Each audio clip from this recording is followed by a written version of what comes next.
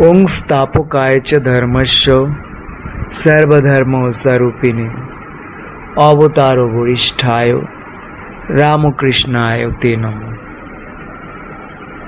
নমস্কার, ইন্ডিয়া কা ডন YouTube channel থেকে আমি আছি ইন্দ্রজিৎ আপনাদের সঙ্গে। আপনাদের সবাইকে জানাই সুস্বাগতম। এই ভিডিওটি তৈরি করা হয়েছে আপনাদের উপকারার্থে। আমি আশা করি ভিডিওটি আপনারা পুরোটা দেখবেন এবং এর থেকে প্রয়োজনীয় তথ্য সংগ্রহ করে নিজেদের জীবনে ব্যবহার করবেন।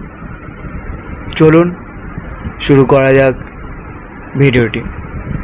একাগ্রতা।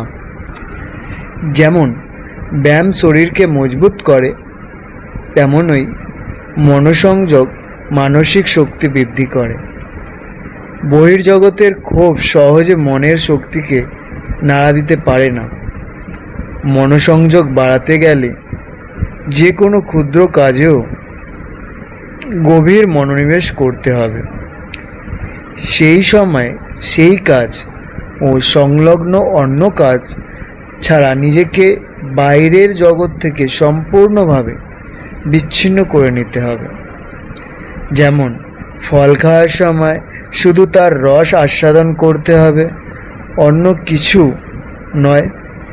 স্নানের সময় অবগাহনের সম্পূর্ণ আনন্দ উপভোগ করতে হবে স্নানের 16 আনা উপযোগিতা পাওয়ার জন্য।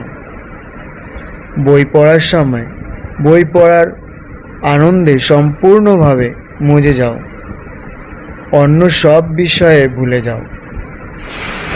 আর অবশ্যই কম ভালো লাগা বিষয়েও মনোসংযোগ অভ্যাস করো।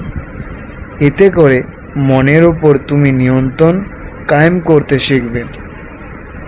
অন্যভাবে বলতে গেলে মনোসংযোগ বা একাগ্রতা হচ্ছে তাৎক্ষণিক বিষয়ে নিবিষ্ট থাকা, যা কিনা জীবনের সুখ ও উন্নতি লাভের আবশ্যিক সত্য। অর্থাৎ জীবনে চলার পথে যে কাজটি করছেন না কেন, সেই কাজে অবশ্যই মনোসংযোগ দিয়ে কাজটি করবেন। অর্থাৎ সেই কাজে মন একেবারে পিন পয়েন্টে সংযুক্ত করবেন। যতটা একাগ্রভাবে কাজটি করবেন, ততই কাজের উৎকর্ষতা বাড়বে।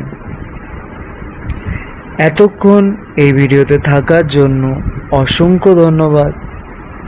আশা করি এই ভিডিওটি সবার উপকারে আসবে।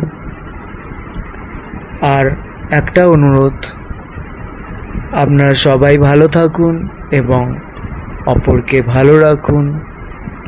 ঈশ্বরের কাছে প্রার্থনা করছি, ঈশ্বর যেন আপনাদের সবার মঙ্গল করুন।